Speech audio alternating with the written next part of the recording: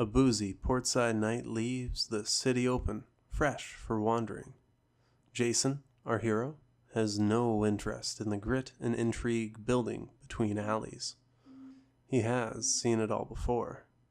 The strangest things are always outside a city, and so, tracing circles in the port, he hides from the cold huddled in a small old rowboat.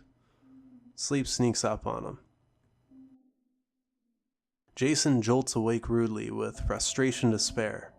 He must have fallen on his head, but more pressing is that this ship's a-sailing. Something is pulling it. A glance reveals he's gliding over a shallow depth.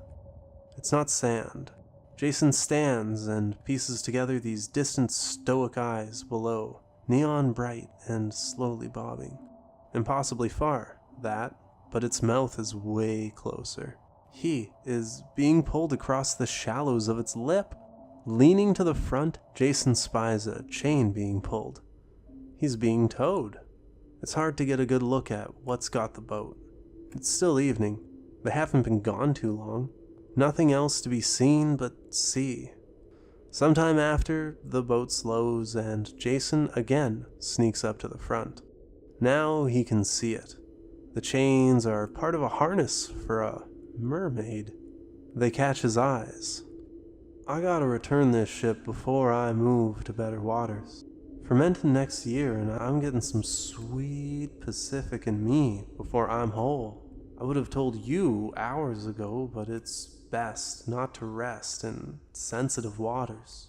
Local algae has rashed its body and cracked some scales. The blossom, toad ahead in mermism, as it goes when you're born human, is a very finicky metamorphosis. All the power to you. Am I stranded? Hardly. We're parting at a busy port. Might be a few-hour layover if you're a slow walker. Conversation is kept to a minimum. One doesn't become a mermaid because they like to speak on the regular.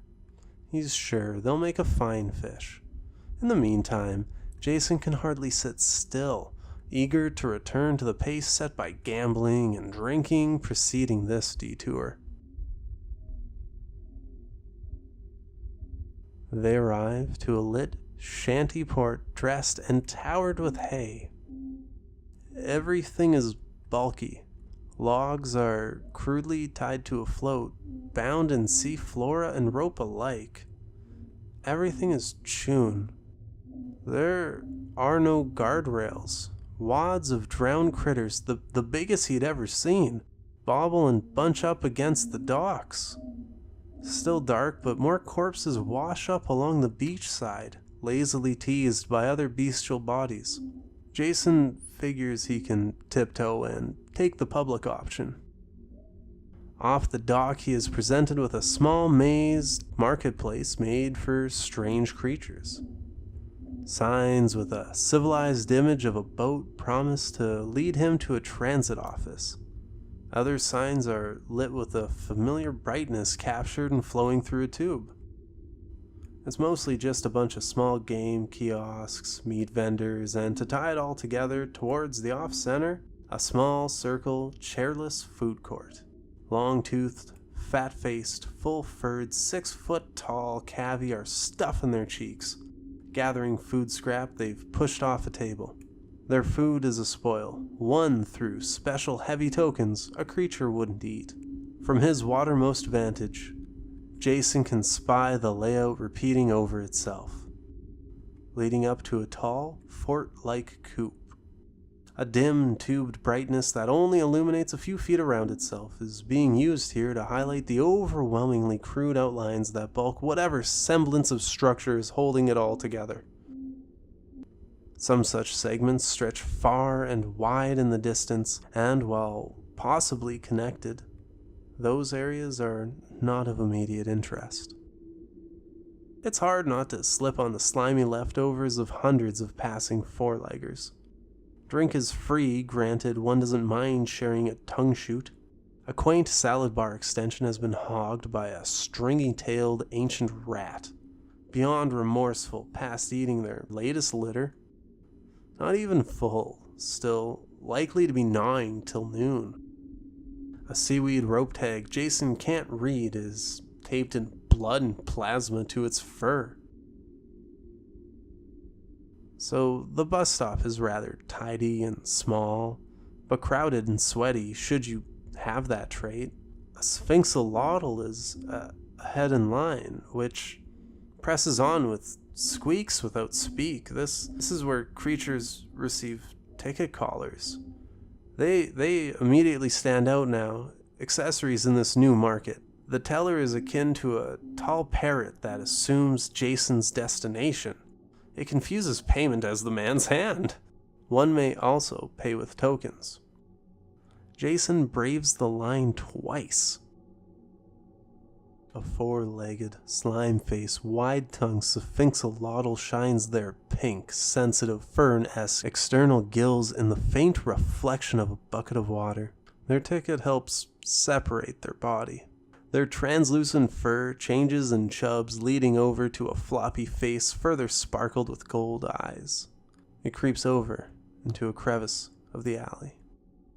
This leads to a spiral downward passage that sprawls to a cave base, leading to another set of games.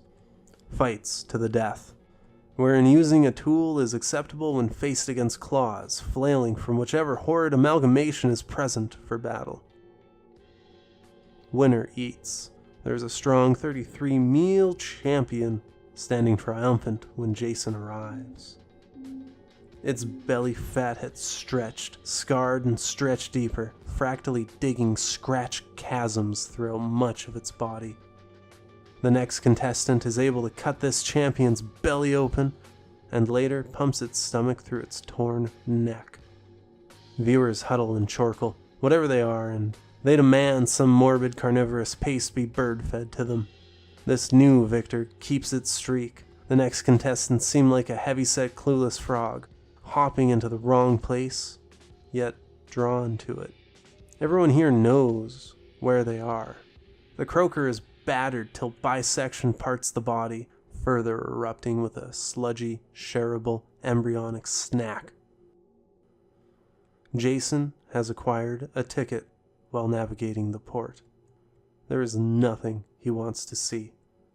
He is worried that a few unspeakables might be looking for him.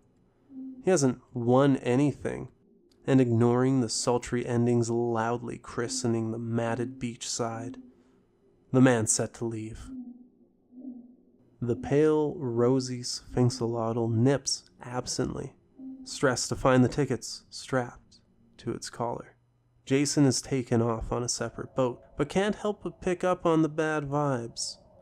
The sphinxolotl's ship captain yanks the ticket from its neck, and Jason is glad and suspicious that he got away with handing his in.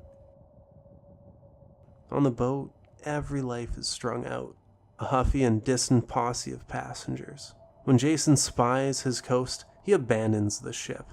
He is sure to have the wrong ticket anyway. Red, purple, and green algae collects upon him. Face heavy and glittered with ever-changing shape, he's slapped with a wave into amassing a shape anew. Jason is heavy now, nigh unrecognizable. He is crossing the Leviathan. It is still lit. Does it look? Would it have an abyssal line back to the market to eat Jason, claiming justice over his actions tonight? Jason swims in view of his fellow heroes. It's dawnbreak. They haven't been looking long. This was just the time Jason had crossed a Leviathan. Nothing more. There is enough truth forged in that lie to live on. Those people wouldn't ask for more than what they saw. They had seen plenty. Jason hopes his adventure isn't on his tail. Furious with their losses, in their wake, Jason is blindly tossing his body across the Leviathan, careful not to rest and irk its lip. He is a nameless fish should he rest in these sensitive waters. 5-minute punch.